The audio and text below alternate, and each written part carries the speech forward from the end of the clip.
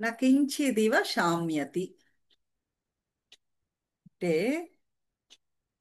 ఇంకా ఏమీ అవసరం లేదు అని విశ్రాంతిగా ఉండు.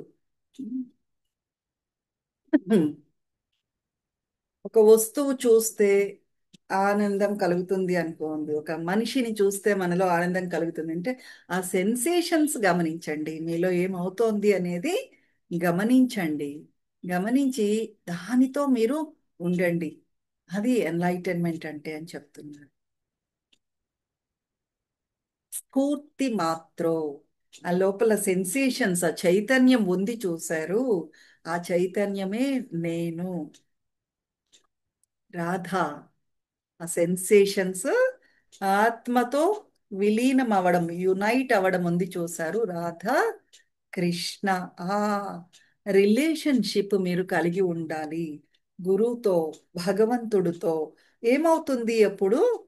Fountain of bubbling enthusiasm inside you, unending, uninterrupted, అంతు లేని, అసలు ఎక్కడ బ్రేక్స్ లేకుండా ఉండే ఉత్సాహం మీలో వెళ్ళి విరుస్తుంది మీరు అలా ఉంటే అని చెప్తున్నారు ఇక్కడ. నకించిదివ శామ్యతి. నేను ఆ చైతన్యం కాక మరొకటి కాదు అని విశ్రాంతి తీసుకోండి ఈరోజు. ఆ, పడుకోవడానికి వెళ్ళేటప్పుడు మీరు నేను ఆ వెలుగు, నేను నా మనసు. ఇంకొకటి కూడా ఎగ్జాంపుల్ చెప్పారు గురుదేవులు ఏమని, ఒత్తి శరీరం అయితే, కర్మ కొవ్వు అయితే, ఆ వెలుగు, కొవ్వొత్తి చుట్టూ ఉండే వెలుగు ఉంటుంది చూశారు, అది మీ మనసు ఆ శరీరాన్ని ఒత్తిని అంటి పెట్టుకునే ఉంటుంది, అనంత చైతన్యాన్ని మర్చిపోతూ ఉంటుంది. చిత్ స్వరూపం నేను అనేది గుర్తుంచుకోండి. గ్లో, నేను వెలుగు, ఈ ఒత్తి కాదు అనేది, ఒత్తి మాత్రమే కాదు అనేది. తర్వాత ఇంకొక విషయం ఏం చెప్పారు, ద్వేషించడము, కోపము. ఎవరి మీద ద్వేషం ఉందో వాళ్ళలాగా మీరు పుడుతూ ఉంటారు నెక్స్ట్ జన్మలో. పిల్లి ఎలకలాగా, సారీ, ఎలక పిల్లిలాగా, పిల్లి కుక్కలాగా, మీరు కూడా మీరు ఎవరినైతే ద్వేషిస్తున్నారో వాళ్ళలాగా. అందుకని డ్రాప్ చేసేసేయండి ద్వేషాలు, కోపాలు అన్నీ కూడా. ఎప్పుడైతే ఈ జీవితం ఎందుకున్నది అంటే ప్రేమ, ప్రేమ, ప్రేమ మాత్రమే. నేను ఏమీ కాదు, ఆ ప్రకాశం నేను, ఆ వెలుగు నేను అన్నట్లుగా మీరు భావించడం మొదలు పెడితే ఒక ఆనందాన్ని, బ్రహ్మానందాన్ని మీరు అనుభూతి చెందుతారు. ఆ ఆనందం ఉంది చూశారు, ఏ వైహిక ప్రపంచంలో ఉండే వస్తువులతోటి ఇంద్రియాల ద్వారా పొందే ఆనందానికి అసలు కంపేర్ చెయ్యలేనంత ఆనందాన్ని మీరు అనుభూతి చెందుతారు.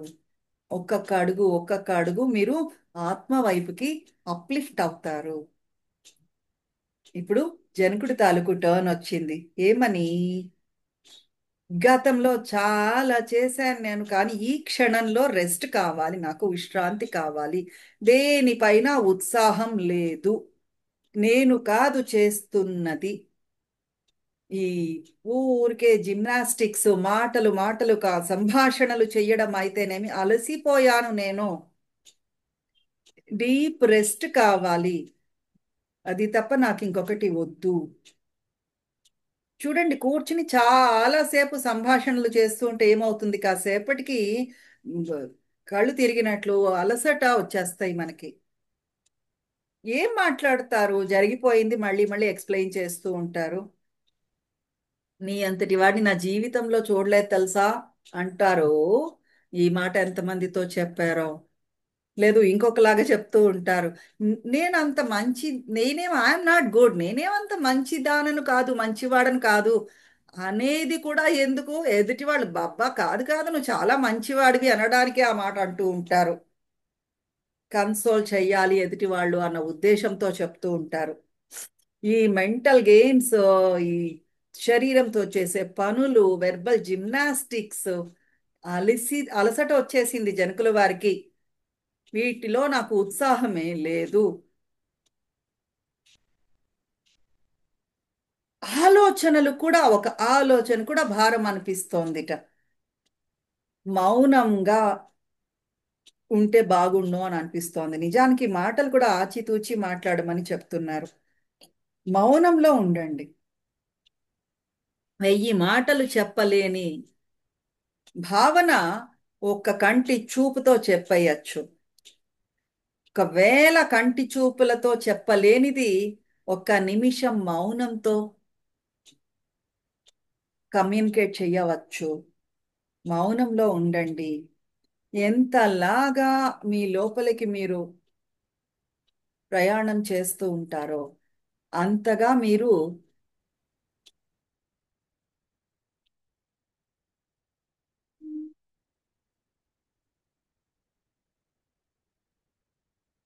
సమీకృతం అవుతారు, కన్సాలిడేట్ అవుతారు. ఎప్పుడైతే మీరు ఆ మౌనంలో మీతో మీరు ఉన్నారో విశ్రాంతిగా, ఆ సృష్టి తాలూకు భాష మీరు మాట్లాడగలుగుతారు. ఏమీ తెలియని వాళ్ళు, ఈ మెడిటేషన్ ఈ నాలెడ్జ్ తెలియని వాళ్ళు మాట్లాడడం మొదలు పెడితే క్షమించచ్చు. కానీ ఈ జ్ఞానంలోకి వచ్చి ఈ మార్గంలోకి వచ్చాక కూడా అదే గేమ్స్ మళ్ళీ ఆడుతూ ఉంటే క్షమించరానిది. చాలా అందమైనది, గమనించండి. ఆ మౌనం, మాటలు అలసట వచ్చేసింది నాకు అనేది చాలా అందమైన భావన. ప్రాపంచిక విషయాలు, ఇంకొక గమ్మత్తు ఉంది ఇక్కడ. ప్రాపంచిక విషయాల్లో మీకు ఉత్సాహం లేకపోవచ్చు, కానీ ఆధ్యాత్మిక విషయాల్లో ఉత్సాహం ఉండొచ్చు. ఒక సంగీతం వినడం కావచ్చు, లేదు మంత్రాలు వినడం, భజనలు వినడం, లేదు ధ్యానం చేయడము, చాలాసేపు కూర్చుని ధ్యానం చేయడము, అలాంటి విషయాల్లో మనసు ఎక్కువగా ఉండొచ్చును గాక. ధ్యానం చేస్తూ ఉంటారు, ఎవరో ప్లేట్ పాడేస్తారు, డిస్టర్బ్ అయిపోతారు. 2 రోజుల పాటు ఆ గోల ఉంటూనే ఉంటుంది మైండ్లో. కాసేపు నన్ను ధ్యానం కూడా చేసుకొని ఇవ్వరు ఇంట్లో. గొడవ గొడవ. మళ్ళీ ఈ యాజిటేషన్ ఎందుకు? ఏదో పుస్తకం చదవాలని కూర్చుంటారు, మైండ్లో యాజిటేషను. ఆ పుస్తకం కూడా చదవలేకపోతారు. అదే పడవలో మళ్ళీ ప్రయాణిస్తున్నారండి. ఇప్పుడు తేడా ఏమి? ఇంతకు ముందు ప్రాపంచిక విషయాలైతే ఇప్పుడు ఆధ్యాత్మిక విషయాలలో యాజిటేషన్లోకి వెళ్ళిపోతున్నారు. ఈ యాజిటేషన్, రెస్ట్లెస్నెస్ ఏదైతే ఉందో అదంతా మాయమైపోయింది జనకుల వారికి. భగవంతుడు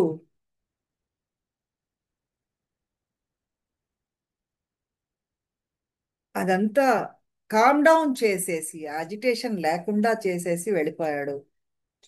శాంతంతో ఉన్నాడు. యాజిటేషను, రెస్ట్లెస్నెస్ అంతా మాయమైపోయింది. అతని హృదయము ఏకాగ్రం అయిపోయింది. వన్ పాయింటెడ్ హార్ట్ అయిపోయింది. ఇది చాలా అందమైనది, చూడండి. ఏదైనా సాధించాలి ప్రాపంచిక విషయాలు అంటే మనసు ఏకాగ్రత ఉండాలి. ప్రాపంచిక విషయాలు సాధించడానికి మనసులో ఏకాగ్రత ఉండాలి. కానీ ఈ ఆత్మ జ్ఞానాన్ని, ఆత్మ బోధని సాధించాలి అంటే హృదయము ఏకాగ్రత ఉండాలి. పరి విధాల పోతూ ఉంటుంది హృదయము. చాలా విషయాలు ఆక్యుపై చేసేస్తూ ఉంటాయి హృదయంలో. జనకులు వారు చెప్తున్నారు, మనసు మారిపోయింది, కానీ పరిణతి చెందింది. ఈ రెస్ట్లెస్నెస్, అవిశ్రాంతత, అజిటేషను పోయాయి మనసులోంచి